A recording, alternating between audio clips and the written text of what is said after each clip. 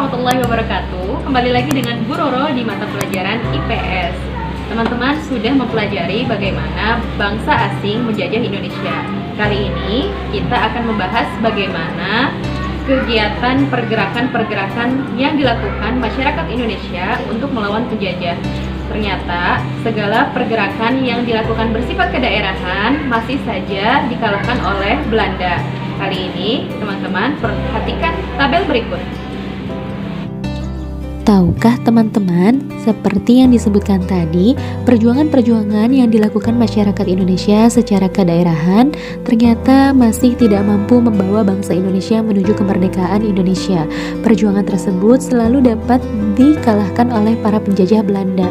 Oleh karena itu, mulai muncul pergerakan-pergerakan yang bersifat nasional dan lebih terorganisir. Pergerakan nasional tersebut ditandai dengan didirikannya organisasi-organisasi yang bersifat nasional oleh kaum terpelajar yang ada di Indonesia ketika itu. Tabel yang teman-teman perhatikan merupakan tabel organisasi pergerakan nasional pada masa penjajahan Belanda. Organisasi tersebut didorong oleh kesamaan tujuan, yaitu persatuan dan kesatuan bangsa Indonesia untuk mengusir penjajah. Organisasi pergerakan nasional yang pertama yaitu Budi Utomo yang didirikan pada tahun 1908, yang didirikan oleh seorang tokoh pendiri bernama Sutomo dengan tujuan meningkatkan derajat dan martabat bangsa melalui pendidikan serta meningkatkan ekonomi rakyat dan mempererat kehidupan sosial. Bentuk perjuangannya yaitu bekerja sama dengan Belanda untuk memperjuangkan kemerdekaan Indonesia. Kedua, Syarikat Dagang Islam yang didirikan pada tahun 1911 oleh seorang pendiri bernama Haji Saman Hudi dengan tujuan meningkatkan kesejahteraan bangsa di bawah ajaran Islam. Dengan bentuk perjuangannya yaitu mendorong persatuan para pedagang batik ketika itu yang berada di Solo. Ketiga, Syarikat Islam yang didirikan pada tahun 1912. Tahukah teman-teman, Syarikat Islam merupakan Syarikat Dagang Islam yang berganti nama menjadi Syarikat Islam yang juga didirikan oleh Haji Saman Hudi, namun dengan memperluas tujuan yaitu ingin memajukan perekonomian masyarakat Indonesia. Bentuk perjuangannya adalah dengan membela para petani yang tertindas, kemudian menaikkan upah para pekerja. Keempat, ada organisasi pergerakan Muhammadiyah yang didirikan pada tahun 1912 oleh pendiri bernama Kiai Haji Ahmad Dahlan dengan tujuan menjunjung tinggi ajaran agama Islam dalam kehidupan sehari-hari melalui pendidikan dan kemasyarakatan. Bentuk perjuangannya yang dilakukan oleh Muhammadiyah yaitu mendirikan sekolah, rumah sakit, dan juga panti asuhan. Kelima, Indis Partij yang didirikan pada tahun 1912. Didirikan oleh sekelompok orang bernama Tiga Serangkai, antara lain Douwe Dekker atau Dr. Danu Dirja Setiabudi, Ki Hajar Dewantara, dan Dr. Cipto Mangunkusumo. Tujuan adanya Indis Partij yaitu membangun rasa nasionalisme agar terbina persatuan dan kesatuan bangsa tanpa harus bekerja sama dengan Belanda. Bentuk perjuangannya yaitu menumbuhkan nasionalisme dan patriotisme melalui tulisan-tulisan di koran serta disebarkan kepada rakyat. 6. Perhimpunan Indonesia yang didirikan pada tahun 1922 oleh seorang pendiri bernama Muhammad Hatta yang juga merupakan wakil presiden Republik Indonesia yang pertama. Tujuan adanya Perhimpunan Indonesia yaitu menuntut Indonesia merdeka. Kemudian bentuk perjuangannya adalah mempengaruhi pemikiran rakyat melalui majalah yang semula bernama Hindia Putra menjadi Indonesia Merdeka. Ketujuh, didirikannya organisasi pergerakan Taman Siswa pada tahun 1922 oleh Ki Hajar Dewantara dengan tujuan meningkatkan jiwa kebangsaan dan bentuk perjuangannya mendirikan sekolah perguruan Taman Siswa. Teman-teman bisa perhatikan gambar berikut merupakan gambar sekolah perguruan taman siswa pada tahun 1922.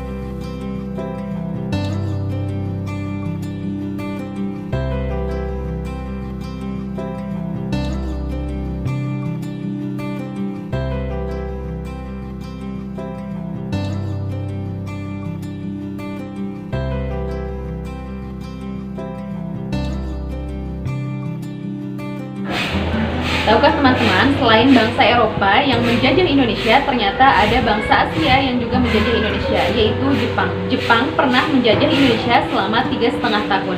Jepang banyak melakukan penindasan, perampasan kekayaan alam, sehingga membuat masyarakat Indonesia menderita. Berikut penjelasannya. Jepang menduduki Indonesia sejak tahun 1942 hingga 1945, yaitu selama 3,5 tahun. Setelah berhasil mengalahkan Belanda di berbagai wilayah di Indonesia, akhirnya Belanda menyerah tanpa syarat kepada Jepang pada tanggal 9 Maret 1942. Hal ini menandai dimulainya penjajahan Jepang di Indonesia. Jepang ingin menguasai seluruh wilayah Asia Tenggara termasuk Indonesia karena kaya akan minyak bumi, batu bara, dan hasil tambang lainnya. Menangan Jepang terhadap Belanda disambut baik oleh rakyat Indonesia. Hal ini dimanfaatkan Jepang untuk menarik simpati rakyat Indonesia. Cara-cara yang dilakukan Jepang untuk menarik simpati bangsa Indonesia antara lain sebagai berikut. 1. Mengizinkan pengibaran bendera merah putih. 2. Mengizinkan rakyat menyanyikan lagu Indonesia Raya. 3. Memperbolehkan penggunaan bahasa Indonesia sebagai bahasa sehari-hari. Tindakan Jepang tersebut dilakukan dengan beberapa alasan, diantaranya adalah agar dapat menguasai kekayaan alam Indonesia serta agar rakyat Indonesia dapat membantu Jepang dalam melawan musuh-musuhnya. Tindakan Jepang dalam menjajah Indonesia ternyata lebih kejam daripada Belanda yang pernah menjajah Indonesia. Jepang merampas seluruh hasil bumi Indonesia, akibatnya rakyat mengalami kelaparan serta banyak yang meninggal dunia. Jepang menerapkan sebuah kebijakan kerja paksa atau dalam bahasa Jepang disebut romusa. Para rakyat Indonesia dipaksa bekerja tanpa diberi upah untuk melakukan pekerjaan berat seperti membangun jalan raya, jembatan, benteng, dan lapangan udara. Para rakyat tidak hanya bekerja di Indonesia saja, tetapi juga dikirim ke luar negeri sebagai tenaga perkebunan. Sama halnya seperti Belanda yang mendirikan organisasi-organisasi, Jepang pun mendirikan beberapa organisasi-organisasi di Indonesia untuk mencapai tujuannya. Organisasi tersebut dibentuk untuk menarik simpati rakyat Indonesia maupun untuk mempersiapkan diri terhadap serangan musuh-musuh Jepang termasuk Belanda. Organisasi tersebut dipimpin dan beranggotakan rakyat Indonesia. Berikut beberapa organisasi yang dibentuk oleh Jepang selama menjajah di Indonesia. Yang pertama ada organisasi Gerakan 3A yang dipimpin oleh Syamsuddin. Gerakan 3A ini memiliki semboyan Jepang Pemimpin Asia, Jepang Pelindung Asia, dan Jepang Cahaya Asia. Tujuan dari gerakan ini yaitu menarik simpati rakyat Indonesia. Namun sayang, gerakan ini dibubarkan karena kurang mendapat tanggapan dari para masyarakat Indonesia. 2. Putra atau Pusat Tenaga Rakyat yang dipimpin oleh Presiden Indonesia ketika itu, Soekarno. Tujuan adanya Putra yaitu untuk memusatkan kekuatan dalam melawan Belanda.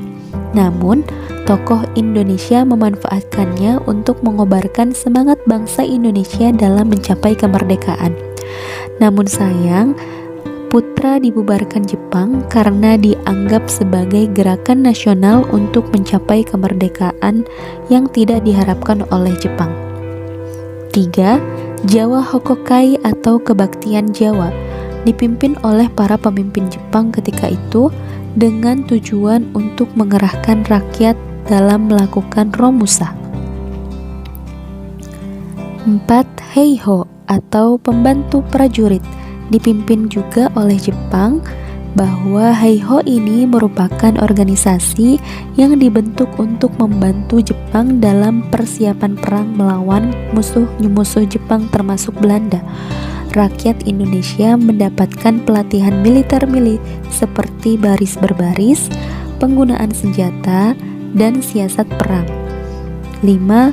Peta atau pembela tanah air yang dipimpin oleh salah satunya Gatot Mangkupraja. Peta didirikan untuk membantu Jepang dalam perang melawan Belanda, serta memberi bekal bagi rakyat Indonesia untuk menjadi tentara. Namun, bagi bangsa Indonesia, peta dimanfaatkan secara diam-diam untuk mempersiapkan kemerdekaan Indonesia. Perjalanan penjajahan Jepang di Indonesia berakhir ketika kota Hiroshima dan Nagasaki yang ada di Jepang dibom oleh Amerika. Keadaan ini dimanfaatkan oleh masyarakat Indonesia dan pemerintah Indonesia untuk menyatakan kemerdekaan Indonesia. Presiden Soekarno ketika itu langsung mengambil tindakan untuk menyatakan atau memproklamasikan kemerdekaan Indonesia pada tanggal 17 Agustus 1945.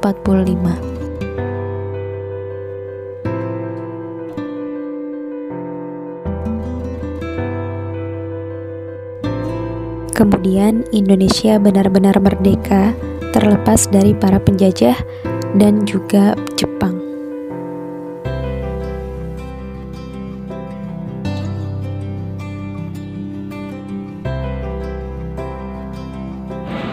Nah teman-teman, itulah yang kita pelajari kali ini. Semoga bermanfaat ya teman-teman. Tetap semangat, sampai bertemu lagi pekan depan. Wassalamualaikum warahmatullahi wabarakatuh.